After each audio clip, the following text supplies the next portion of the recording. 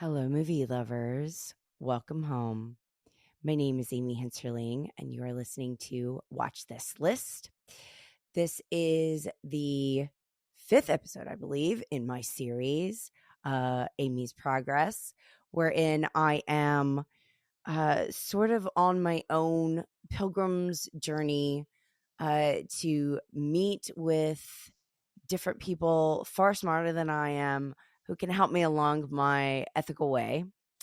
So today we have my dear friend Andrew Hutchinson, goes by Hutch on Letterboxd. Say hello, Andrew.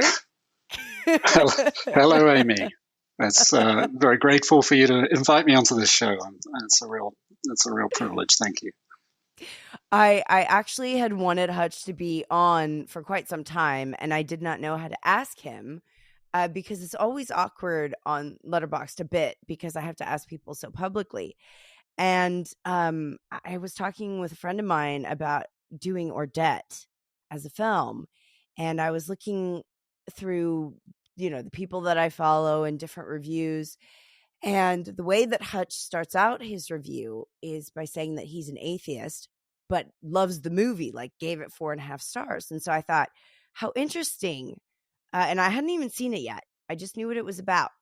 But I thought how interesting that somebody would open a review and sort of admit that as a precursor to understand sort of what it meant to you and how it came about. So that is what really intrigued me. And I thought, I have to cover this movie and it has to be with Hutch. So I'm very delighted that you were willing. I think at the beginning you probably were like, let's do something else, right? Yeah, you could say I was a wee bit trepidatious to begin with. What you were kind of like, let's because this is a big film. I mean, Yeah, ORDET is not only sort of famous, like it's like Stalker, really. It's a very famous foreign film, but it's also just one of those that is like, if you're a cinephile, you will come around to it eventually, regardless. yeah. And it's massively influential. It's not a fashionable film, but it's a film that has Mm-hmm. influenced many directors who have come after it, including, Tarkovsky. So Right. it's including Scorsese, including Paul Schrader. The people that I've seen of your shows already in this series. They're all influenced by Dreyer in one form or another, if not specifically Audit, then some of his films. Yeah, and you had told me about its sort of companionship with Silent Light, which is a movie that I watched as well because of D'Angelo's love for that. Yeah, exactly. Carlos Regades's film, which is marvelous. It's like Regades's version of Audit, and I see Lars von Trier's Breaking the Waves as his version of Audit as well. There are films that are that kind of take the form, transform Mm, it, through the director's vision, but there's a clear influence there. that's a good point. I didn't even think of Breaking the Waves, and that's one of my favorite films. But absolutely, Watson's character embodies Inger. Yeah, well, yeah. There's certainly the sacrifice scene, Yeah. and it's presented in the form of a miracle, and it resolves all this suffering. Mm, And it's quite. I mean, the parallels are very strong. It's the style is very different. It's a von Trier very. film. Yeah. He's a little metal. That Yeah, and that and that and that the Breaking the Waves is pretty tame compared to what he what he normally does. But you said that Silent Light, you rewatched that recently, right? And yeah, it wasn't as I think you had told me like it wasn't as much as you remember, but still certainly the final scene is very yeah. reminiscent. Yeah, absolutely. Yeah, I remembered it as being, a remake of sorts, but it isn't. I don't think it's the way I think I described it as a companion piece, or it's Mhm.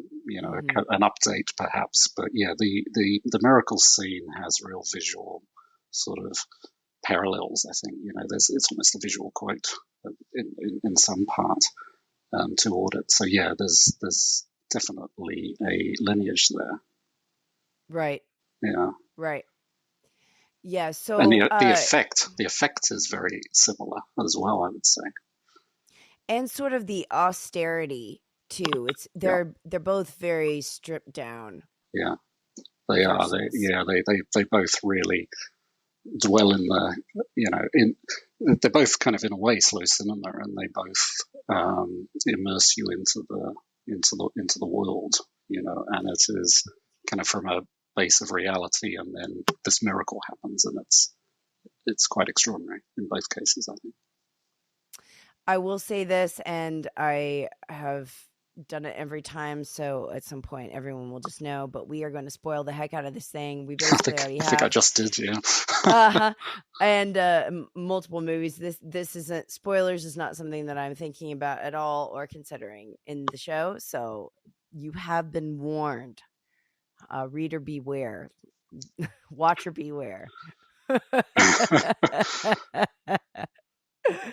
uh, so for Ordet, what I would like to do is it is directed by Carl Dreyer from 1955. I would like Hutch go ahead and set us up plot wise, just briefly, and then we'll sort of get into the nitty gritty of it. But it is based on a play by Cosmonk. It is the second screen version. The first one was Swedish in 1943, which I think was like a more rational interpretation, whereas Dreyer is a lot more about spiritual transcendence. But go ahead and set us up for the just the general. Okay, all right. Well, I'll try and be quick. So it's set in kind of a farm in a rural setting in Denmark in the mid 1920s, so about 100 years ago, and it centers on the Borgen family. Um, and there isn't like a single focal point for one or two characters. It's really looking across a number of characters. So there's Morten Borgen, who is the patriarch, and he is a widower and a Christian of a fairly moderate persuasion, I'd say. And he has three of his grown-up sons living with him. The oldest is Mikkel, who is an atheist and is married to Inger, who has a strong faith. They have two young girls, and they have another child on the way. The middle child is Johannes, who believes himself to be Jesus Christ, returned to Earth, who is, Mhm. who kind of wanders around the farm and the surrounds, and basically accuses everybody of not having faith.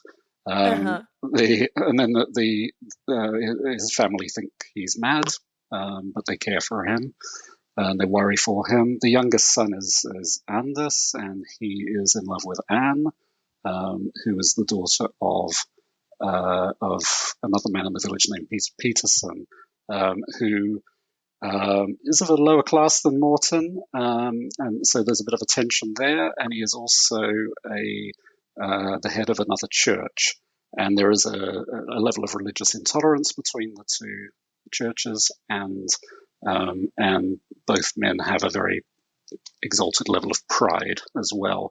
And the combination of that means Anders and Anne are not allowed to marry. So there's a fair bit of tension in that. So basically, there are three plot lines that run through it.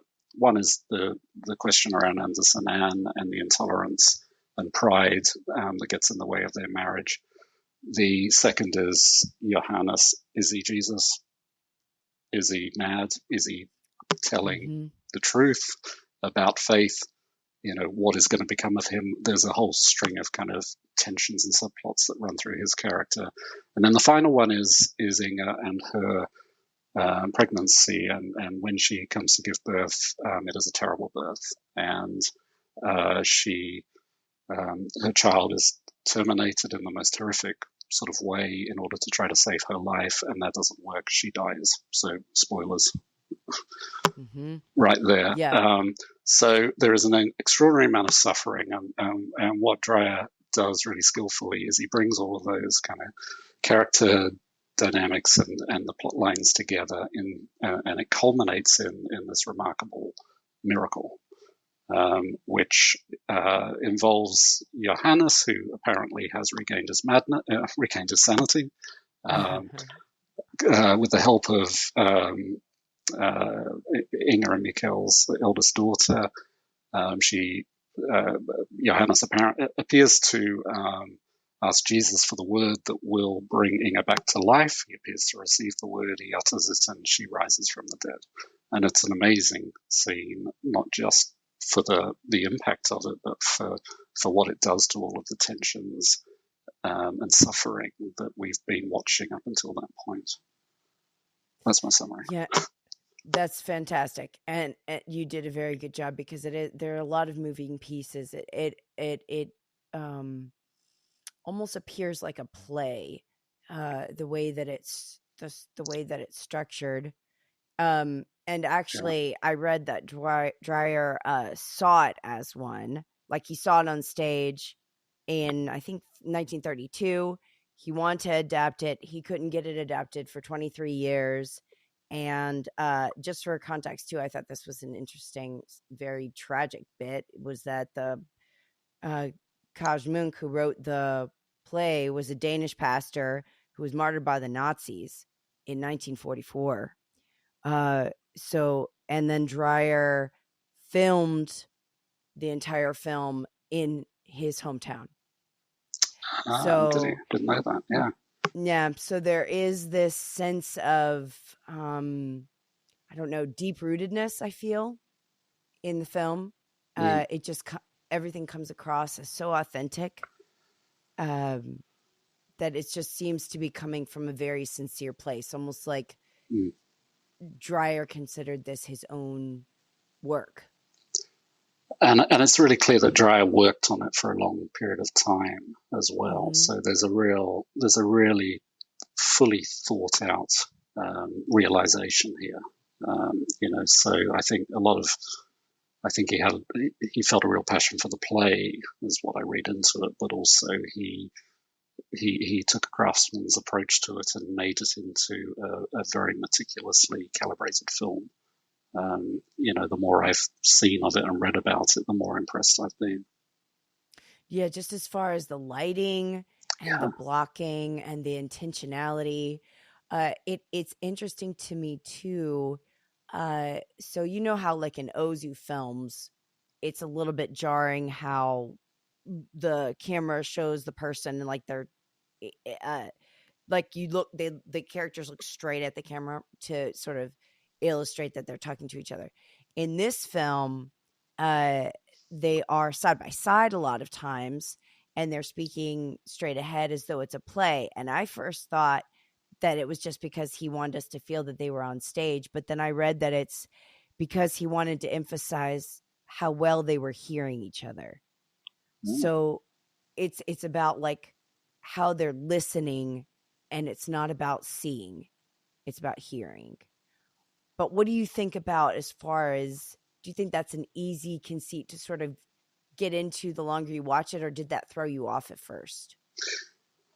No, I suppose I saw it as as a kind of adaptation of a stage play. So the setup for me was somewhat theatrical, a fairly flat backdrop, with, as you say, the characters sort of side by side.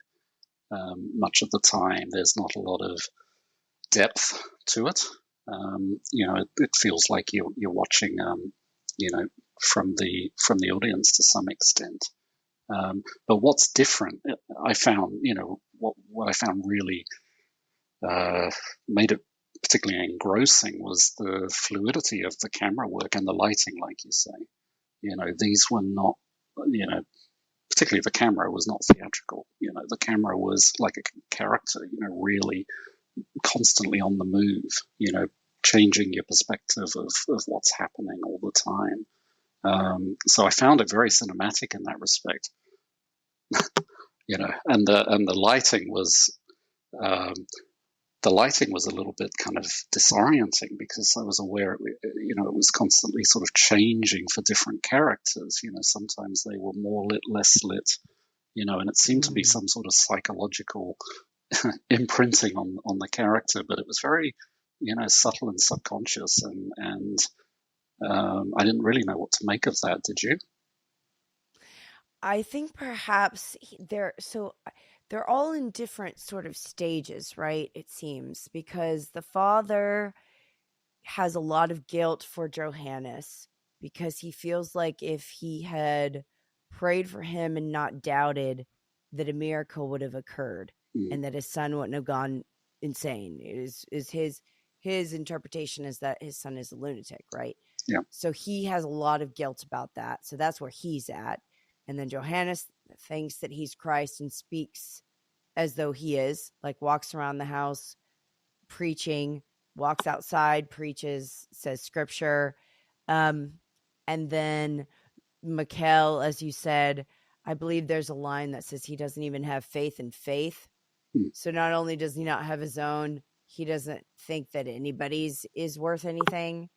And then you've got the youngest son who's just kind of the youngest son, where you just feel like, but I think they're all in such different trajectories that it makes sense to depict them and show them to varying degrees of mm, maybe mm, illumination, mm, literally. mm.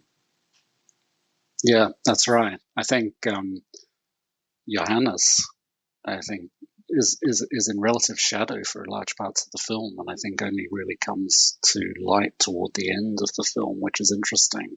And I don't really Mm, understand that trajectory, but I mean, obviously, there's a sort of a passage from apparent madness to apparent sanity, yes. um, and yet that's pretty ambiguous. I find, you know, Yeah, it's, yeah, it's almost like at the end we see him for the first time mm, as himself. yeah. Yeah, but I still can't entirely separate that from what's come before. I can't tell if there is still some of that madness remaining, or if that madness has somehow changed him, from what he was before that. So, there's a lot going on there, but yeah, I think there is the lighting does kind of follow that trajectory of his character. Right. Right. I think so too. And so when we were talking about like the crises that happens, it's kind of the all of these things are sort of the catalyst for change because they're all just sort of going on their way and then things start going wrong and then once they go wrong, they kind of steadily get worse and worse and worse slowly. Uh but then you've got Inger at sort of the center of it. So for you when you're watching it and it's sort of building, are there certain impressions that you feel that you are able to relate to? Like if you had to say which character you feel most in tune with, who would that be in this film? Yeah, well, certainly, Mikhail character is easy for me to identify with. His Mm, his atheism and um, his lack of faith. He I wouldn't say he wears it comfortably. There's certainly a tension in the house around it, but he seems pretty sure of it. Um, but what I like about his character is that he is clearly, madly in love with Inga. hmm Their relationship is a very pure one. I think she says something about him that, he has God in his heart or something like that. Goodness, that he Goodness, is a good heart, right? yeah. And there's a real, there's a beautiful tolerance within the family. I mean, there's suffering there too, but, you know, Morton feels grief over Mikhail's lack of faith. Um, but they love each other. There's a really clear bond and support. Morton really bristles at the idea of Johannes going into a care home. Even though he thinks he's mad. He wants to stick by him and care for him. And so I find in all of the characters there are these kind of attributes that are very very human, very relatable. Um, you know, real qualities. So I didn't have any trouble at all empathizing with them. The only one I'd say I did was, um, Peter Peterson's kind of, fairly hardline religious intolerance. I found very difficult to warm to, and Johannes, just for his strangeness, for the Mm. difficulty in reading his character. I found him a fascinating character, but I found him very, very difficult to fathom. Yeah, and relate to it all. Yeah, he is the one that's sort of most isolating, but I think he adds. So Well, how do you what I how do you read someone like that, Amy? Like, particularly from your kind of perspective of faith, how do you read a character like Johannes? Johannes, I think that in terms of the film itself, it's questioning, and this is also what I really liked about Last Temptation. Something that that I think about a lot is, what if I met Jesus at the time that Jesus lived? Just the person, right? Like, whether he's the son of God or not, I'll just put that aside for now, but just like the person of Jesus, right? Mm, He was saying that he was the son of God and that he was coming to, save and trying to lead people to repent and change. And I think that would be crazy, right? This person would seem like a crazy person. mm, He was homeless. He didn't have possessions. So when I see a character depicted in a film, whether it's religious or not, that reminds me of how Jesus would have come across.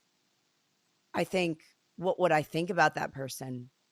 Would I just follow that person? You know, what would I have to see or witness mm. that would be sort of the convincing characteristic? Yeah, exactly. And I think that's the challenge that Dreyer's putting out there, isn't it? He's saying, Mm-hmm. actually, this is how Jesus may have appeared, and it's Mm-hmm. can you how can you differentiate?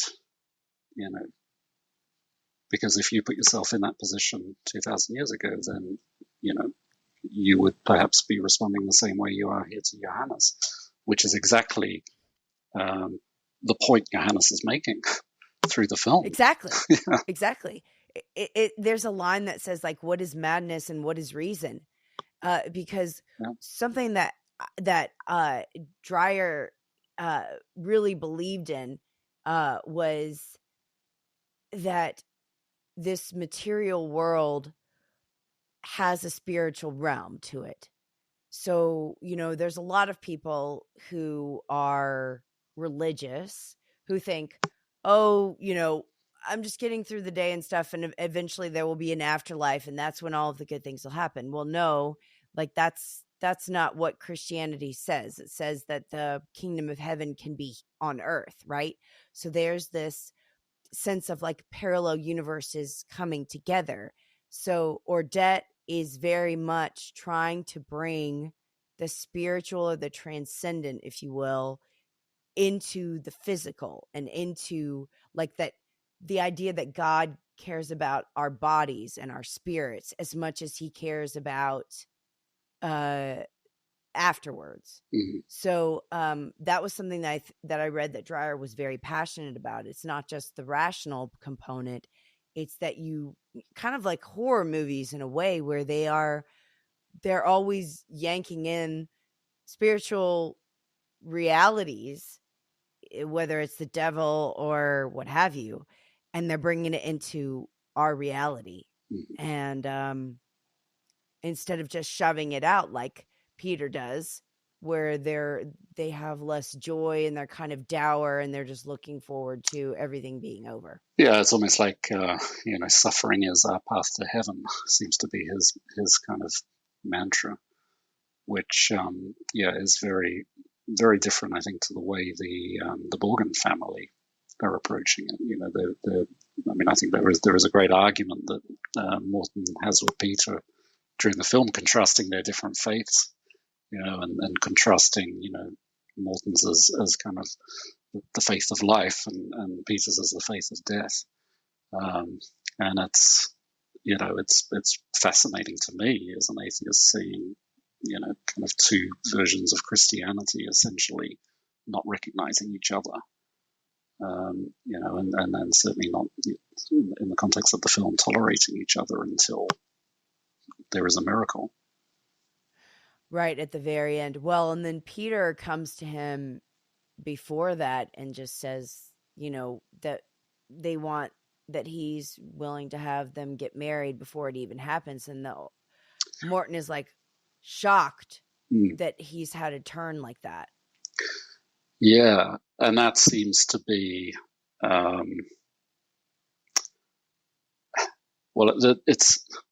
it's interesting. Kind of getting into the miracle topic here. It's hard to avoid. Oh, go ahead.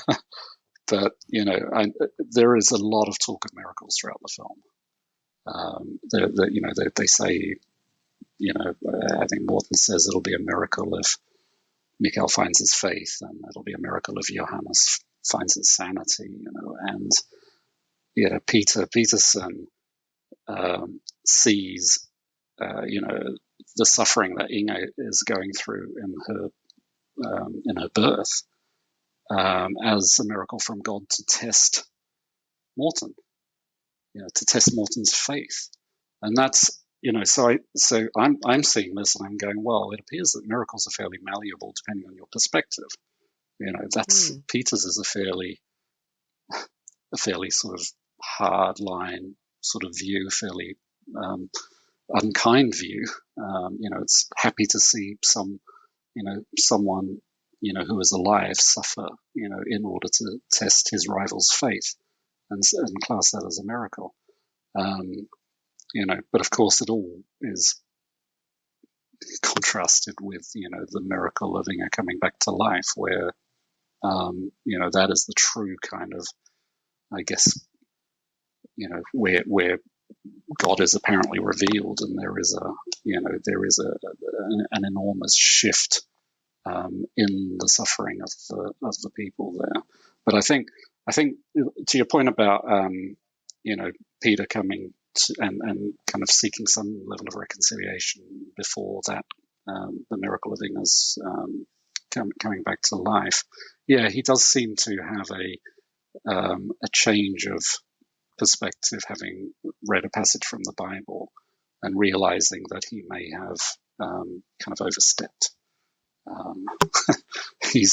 He has a degree of remorse after all, but it is a change of character from a position where he'd been very hardline before. I think that's something that is so attractive to us in films, when people turn, like when people are enlightened or something strikes them and all of a sudden they can see something clearly, like a pivot, I made a list of these sorts of scenes and called it best version, where it's like the best version of the person appears finally, and you've been waiting. It's kind of the George Bailey, I want to live again moment. And it's like the moment in Back to the Future when George kisses Lorraine on the dance floor, and then Marty is going to live and his siblings are going to live. There's these, I don't know exactly what that term would be, but you know it when you see it, where it just clicks. And I think there's something, regardless of who you are, there's like a deep resonance with that moment, whether it's clarity or just coming to terms with a truer reality than the one that you've been living in. And I think that's what happens with Peter.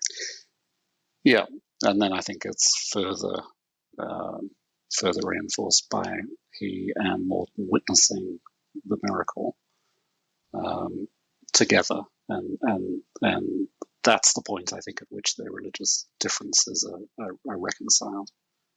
They've effectively seen the same God through, but I wonder if the only way that they could have done that is if he had done that first. As in, well, certainly dramatically, it was the only way he would get to be there. Right. But I mean, like, if you think about this in terms of like outside of the film, right? There's a lot of things in life where it seems like until you do X, there's not all this access to other things. Yeah. Like, do you know what I mean? Yeah. And so I think maybe that is symbolic of just that also, is that until, you make amends with somebody or ask for forgiveness or say you're sorry, a lot of times we block our own way from, and then it's like he did that, and now we can both see it together because we have removed the barrier that could have prevented us from seeing it at all. Yeah, that's a good point. There's a sort of a softening, isn't there, that kind of allows other things inside. Without that, it is a barrier. And you're right. He could have maintained his view. He would never have got to witness the miracle. And the ending would have been very, very different. And I wonder too if the movie is also suggesting in a way that miracles happen all the time, but if you don't see them as miracles, then you might say that they don't exist, because there's a very interesting conversation between the physician and the parson and the father, where they're talking about the laws of nature, that God can perform miracles under special circumstances. And the physician's like, give me a break. Yeah. Either he can or he can't. And that's not really, that's kind of a silly exercise intellectually to do. So tell me what you think about just the how it's trying to get reason into this, and how reason is strangely, you need it in order to make that leap, but then there is an element to it where you gotta drop it. Yeah, well, that conversation certainly is a fascinating one. I mean, both of those characters, the pastor and the doctor, they're, in some ways they're both kind of positions of authority. One for the church and one for the kind of secular state, in effect, and they seem closer together than a lot of the other characters, insofar yes, as exactly. there's a sort of they're almost like they're administrators almost. They the pastor is saying miracles don't happen anymore. Exactly. They both only believe in science and sort of what you can see. Yeah. They've sort of put away the supernatural, or miracles are what happened in the past when Jesus was around. They don't, the book tells us so. It's not, it's not something that happens now. Exactly. And there's a real closeness about his perspective. A real conservatism and narrowness about the way he's looking at, or his lack of openness to the inexplicable. And the doctor has a good line around, I only believe in the miracles that science has shown me, or something like that. He expects, a rational explanation for anything apparently miraculous. And my only sort of disappointment in the film is that we don't really see the effect of the miracle on them at the end, other than to see them sort of sitting side by side, having witnessed it. We don't know to what extent, if any, it has changed them. And it would be fascinating to know that. But I did read that in the play, the doctor character still did not believe it was a miracle. Mm. Took the view that the death certificate had been shoddily written. In effect, had never died, and so there is not so much in the film, but in the story behind the film, there is that possibility that is kind of floated. I don't know to what extent it was given credence, but it was definitely there. But yeah, that's withheld from Dreyer's version. You don't get that kind of you don't get the atheist's exit door to escape through. Right. You know what you're reminding me of is 12 Angry Men. Strangely, that so obviously hopefully everybody's seen 12 Angry Men, but at the end when he says not guilty, Lee J. Cobb, and then the other character can't be swayed anymore because he's like, I have my reasonable doubt now. The movie does not let us know whether the kid did it or not. We'll never know. Mm. But the movie isn't about that. No. It's about everyone coming around, right? Mm. And everyone being, it's almost symbolic. And if you put it in the context of ORDET, where each person has to be convinced in their own unique way. There's not sort of this blanket entry point. Like what convinces the guy with the glasses is the bit about the glasses. What convinces the other guy is that he's racist. And he realizes that he is, in 12 Angry Men. So Mm-hmm. there's something very poignant about what would make a doctor believe, what would make someone who's an expert at X, because it's not just this one size fits all. Mm-hmm. We all see the same miracle in the same room, and then we're all won over.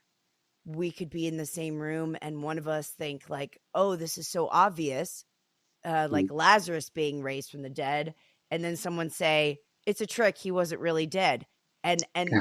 you know, uh, equally valid. But then one of them is true, right? One of them is actually what happened. But it's unknowable. Mm. Certainly in audit. I mean, there is it's left inexplicable. There is no explanation given for it. We see what we Right. see, but it's up to us to try to make sense of that. So yeah, I've thought about what would I, if I was in that room, what would my reaction be? It's a little different, isn't it, to watching it in a film? In a film, I'm sitting there going, "Come on, Johannes, you can do it." Right. Right. You want him I to. want him to, yeah. I want him to be, Jesus kind of on earth. I want him to do that. These are people who have suffered greatly. I want Inga to be reunited with Mikael. I want that. I feel for these people. So the film gives you the ability to suspend disbelief or make a leap of faith or whatever you want to call it. But in person, if I was in that room in real life and that happened, what would I do? Would that be enough to shake my disbelief? Would it transform me in some way, or would I remain skeptical? And I honestly don't know the answer to that. It would be an extraordinarily profound moment, and I think it would rock me. But I don't know how I would ultimately resolve that. And I think that is the question. Like ultimately when you were asking me at the beginning, what is it that I'm trying to get at? That is it. That is the question is it's presenting us with a wide enough array of different personalities so that you could identify with some of them, maybe one, maybe more. And then ask yourself, if I were in that room, how would I receive this? And what he says of I have found your faith, to his wife. To me, that's her going back to Stalker. That's Inger's deepest desire. That would have been her deepest desire, for Mikhail not to just be a good person, but to actually believe in her faith, because she said, now we can live. So it's not that they were unhappy before, but it's like the fullness is able to be accessed because it's mutual. It's not just Oh, her, interesting. I, because she loves him, and I think that she accepts him, and I think that is why the film works, because it accepts people having whatever view they have. And that is so important, I think, for any subject, that you start off accepting whatever it is that people think and respecting their intelligence right off the bat. yeah. And then they come to things when they come to them, if they do. Yeah. And, and like you're saying, we kind of receive that, through our perspectives, and, what makes us up. And so, I mean, the scene you just mentioned, where it comes back to life, Mikhail, declares his faith. I read that slightly differently, and I'm not entirely confident in my reading with this. But I see in him, obviously, a kind of a kind of a spiritual awakening of sorts. But I see in her a kind of almost the reverse. I see her coming from spirit to life, and the way she embraces him is carnal. She's all tears and spittle, and the way she kind of holds him and kisses him is almost like an animal. And the way she says life, it's almost like she has moved from a position of kind of spirituality to a position of physical, in contrast to him, and it's left hanging. There's no way of kind of knowing whether I'm actually onto something there, but that's kind of how I received it.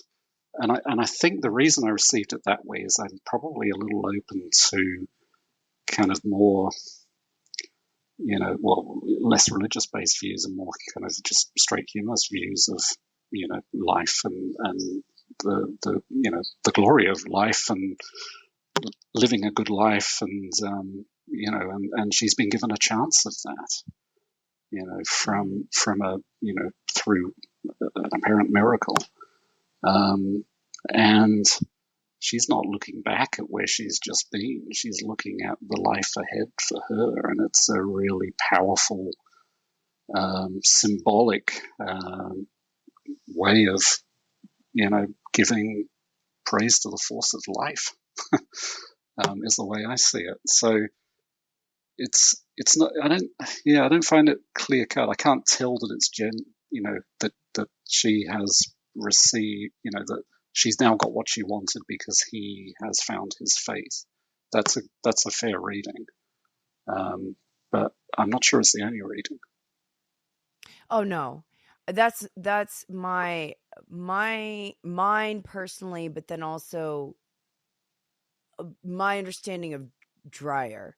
I think that might have been maybe because I was reading about how he was trying to emphasize resurrection and the incarnation, especially more so than the play itself, even. Okay. Where it's like, the crux of Christianity is not the crucifixion, it's the resurrection, because the resurrection is what merges heaven and earth together, because they're embodied in this. The miraculous part would be the part that is otherworldly, because we don't raise from the dead normally.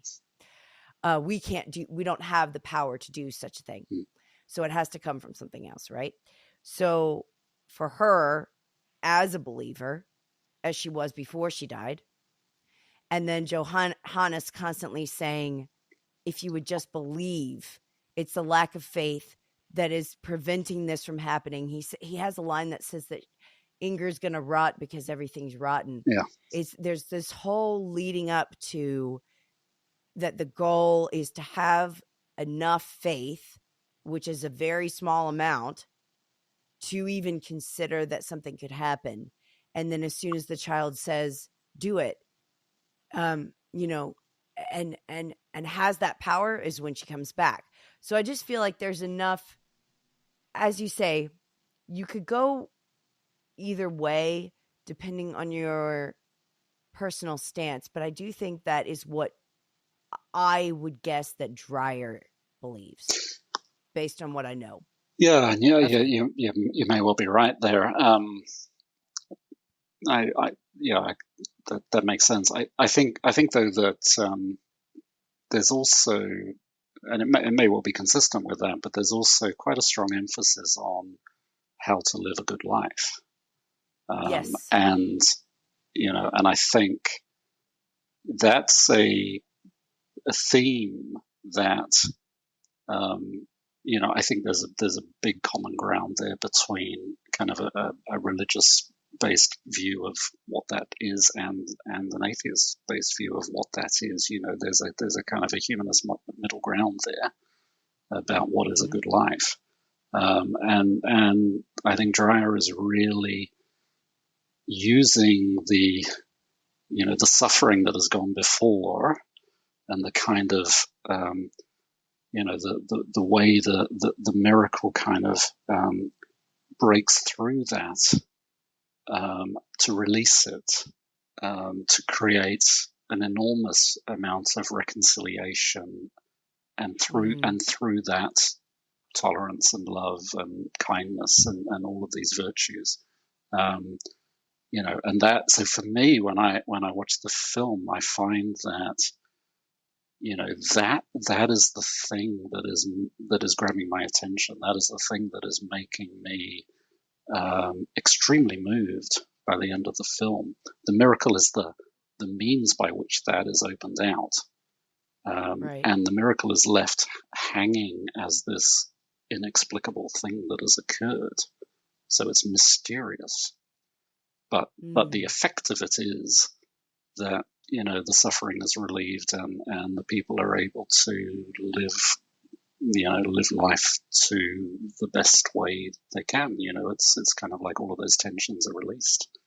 Um, Yeah, Schrader wrote about this in his Transcendent Cinema book, and I wrote down that the things that he said, the humanist things that you're talking about, the takeaways from these characters after it happens are that they overcome intolerance, reconcile their differences, humanize dour faith, mm, and live more joyfully. yeah, yeah, So, yeah, if you just took it from maybe like a bird's eye view or interpretation of the events, I think that summarizes it very nicely into, you know, sort of the potential physician's point of view that maybe this could be explained by phenomena, but either way, whatever way that it's interpreted, it has these things go into effect mm, that are good. mm,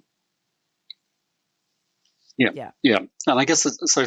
There may be in our readings, and I'm just exploring here, but there may be in our readings different emphasis that we place on Mm. the different aspects of it. So I find the miracle difficult because I can't explain it. I you know I just have to hold it there as something that has happened. But I can focus very strongly on the way it has changed these people's lives for the better. It has shone a light on the way to live, and and there is an enormous emotional release in that for me. Right. That makes sense to me completely. And I think maybe to get a little bit deeper into this, just because it's something that's been on my mind lately. So let's say that the reading could be one way or the other. So it either is like a divine intervention and resurrection and all those religious terms, or it is something that could have been explained like she wasn't really dead or she was in a coma or whatever you want to say. Okay, fine. Let's say that you were in the room and it was clear that it was a miracle, and there is no way on earth that it wasn't. Okay, let's just pretend. If you were like, okay, I believe now, because it would be actually irrational at this point not to, just because it's so clear and it's provably clear. Let's say. Yep. Let's say the evidence were somehow rational. Do you think that your faith or your belief that would come from that is as meaningful as if there were ambiguity still? Oh,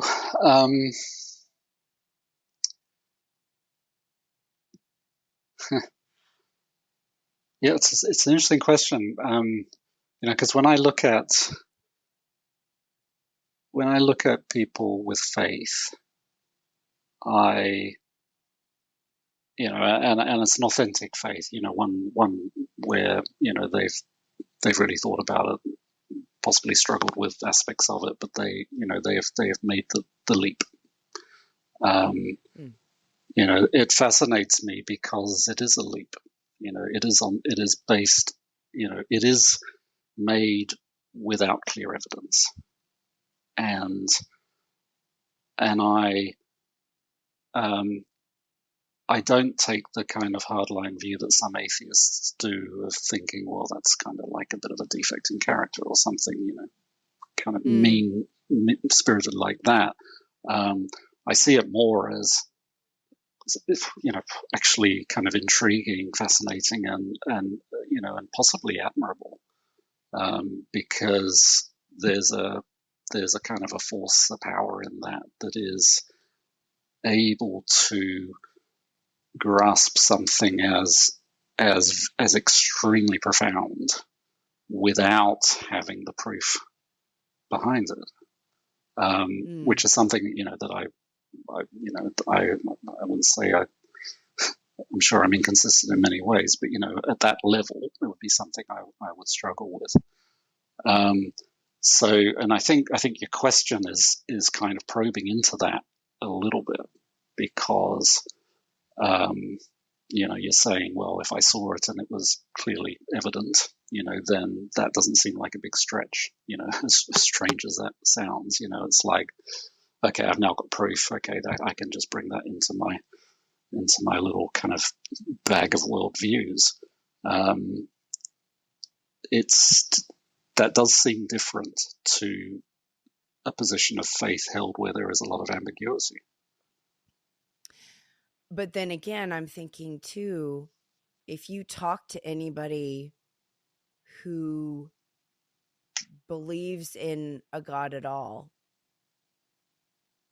they will probably all tell you that it was proven to them. Oh, yeah? That they actually did experience proof. And that's why they're able to be so sure. And is that proof typically through some form of miracle, or are there other means of proof? Like when I hear now people, when I hear or discuss higher power, God, whatever people say, and they're usually very careful of just how it's phrased, because God is just such a minefield subject and it triggers in different ways. So I want to be very cautious in how I sort of elucidate this. But oftentimes, if someone is saying that they came to believe, there is an event or a level of pain or something happens, and it's an actionable thing, as in happens. And they say, okay, that's God. Whatever that thing is, whatever it is that happens, they're convinced. Mhm. And there's a consciousness shift. And so people who believe don't think that they're going off of blind faith. They're convinced rationally that the question is just whether what they experienced is God or not that they don't think they have proof, if that makes sense. Yeah, that makes sense. Yeah. So then it just becomes, are they right? Does it matter in a certain extent if everything that follows because of their belief is positive? Like, if I come to believe and then my entire life is better and everything I do is better, yeah. and I'm happier, that's another question. Well, that's right. I mean, well, just, yeah. I mean, again, from an atheist point of view, I can see with faith the ends justify the means many times. I mean, it makes lives better. There are, many people get a great deal of benefit from it and pass benefits on. So that is a justification.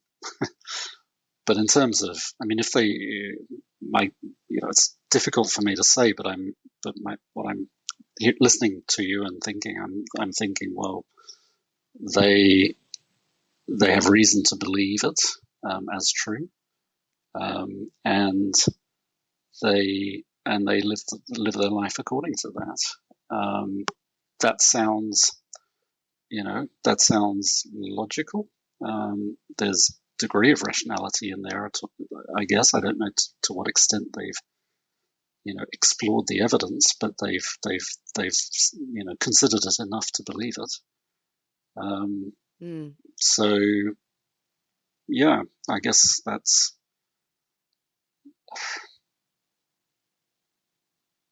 I guess from their perspective, it's real, and it isn't. That's It why I isn't blind faith. enjoy. Right. That's why I enjoy reading, C.S. Lewis and Merton, and I'm reading a book by Richard Foster, Celebration of Discipline, Richard Rohr. I love when intellectuals, highly educated people talk about faith because, I think the general impression is that, that you'd have to suspend your disbelief or believe in magic, or, that you're somehow, it is that like defective character condescension where it's like, well, I am a man of science and I'm rational. And you could be sort of have that pride either way, where they're just really, no matter what you think, there is this closed offness and this lack of openness to contemplating things. And I think it comes just out of fear. Like, a lot of us are just afraid to contemplate things that we don't understand. Mm-hmm. Just in general, there's this hesitation, like, no, but I'm right, and the act of contemplating the opposite of what I think is frightening to me. So I would just rather say that you're wrong or crazy than possibly question my own stance. Yeah. And I think maybe that's the root of this, is like, would you question your own stance if something became obvious to you that was different than what you Well, thought? I'm sure I would question it. I mean, the philosophy according to Hutch, which is not worth getting very excited about, is is that we have if you think about a spectrum of, belief on one end and non-belief on another end, there is there is a kind of a dogmatism to the belief at the extreme. There is a kind of hardline atheism at the other extreme, but there is a kind of a middle ground that is a lot more fluid, and it's one where people, atheists and believers are able to exist kind of in a questioning, exploring spiritual world. And it's one where we look for different perspectives in order to try to understand things, and we struggle with ideas and things that are perhaps inexplicable. Like, was that a miracle? I don't know, but you're in that area, and it's constantly shifting, and it's treacherous because you can easily find it too hard and drift back to your extremes, and become, just take the black and white dogma of, what people tell you is, the way to believe, or the kind of narcissistic, atheist who's just trying to basically maintain self-interest and, not interested in anything else. But it seems to me like it's that middle ground where we can, where you can really engage with spirituality regardless of your faith, and you can be open enough, I think, to change position based on what you find, what you hear, what you learn, and all that sort of thing. So and I just believe it's a really difficult place to be, because it's full of doubt, and doubt can lead to despair, and it's full of contradiction, and it's full of complexity, and it's always changing, and you're always learning, and it's tiring. but it's the only place where I think you can live, a real spiritual life, and it's the only place, I think, where you can therefore be beyond yourself, be part of something that is much, much bigger. And I think that's the only way to live, quite frankly. And it reminds me of kind of, I think was it Dan in Last Temptation of Christ? He kind of evoked David Foster Wallace at one stage. It reminds me of that, of Yes. his kind of the things he says about, you can't, you have to worship. Atheism really doesn't have, kind of like the hardline atheism doesn't really have a place in, the front line, or the trenches, I think you might call it, of adult life. You have to have something to worship. You have to choose what that thing is, and you can choose at the extreme to be extremely self-centered, and define your life around money and power and all of those sorts of things. Or you can try to lead a life where you are constantly trying to see from other perspectives and try to live in that kind of middle space where you are open to, other worlds, and your default is one of compassion, where you are trying to do good within that space, and you are focused on other people. I'm not paraphrasing it very well, but the what he talks about resonates quite strongly with the way I see the world. But what strikes me is that I feel like there is kind of like this common ground that people like myself can live in, and possibly people like you as well, in terms of questioning and searching, and always trying to better understand the world that we live in, and be open to things that do challenge us, and are potentially hard to explain in terms of the way that we have learned things up until now. So I think I'd like to think that I'm faced with a miracle, whether irrefutable or not. I'd like to think that I'm at least open to the possibility. that is something more. Um, right now, I don't believe I'm going to get one, but other people have, and so maybe it will happen. You're also reminding me of a quote by Emerson where there's this great quote. I'll have to find it and post it, but maybe I'll post it with this, is that you don't kid yourself. You are always worshiping something, Mm-hmm. basically. And he's like, you need to be wary of what it is. If it's an unconscious worshiping, Yeah, if you don't know that you're doing it, but you are serving some master. And if you aren't choosing it, what that is, the most important thing to you, then it's probably not the best thing. If you're just going on through life and not yeah, noticing. So it's also sort of a call to self-awareness as yeah, well, and yeah. just Yeah, consciousness. yeah. Dave Foster Wallace got a kind of a default setting. If you're just living life through your default setting, then good for you. But if you are aware and you're willing to make the struggle to actually reach out from that setting, then Mm-hmm. you're able to live you know a spiritual life where you are actually worshiping other things, you know such as a god, or such as um, humanist sort of Goodness. goodness. Yeah. Yeah, and I think that the last line of Ordet just says it all. Like, now we can live, um, and that's really the point of the film. Hutch, this has been an absolute pleasure. We're going to end here. This is given me so much food for thought. Thank you so much for your thoughtfulness and sharing with us. And it's a great movie that I hope everybody sees.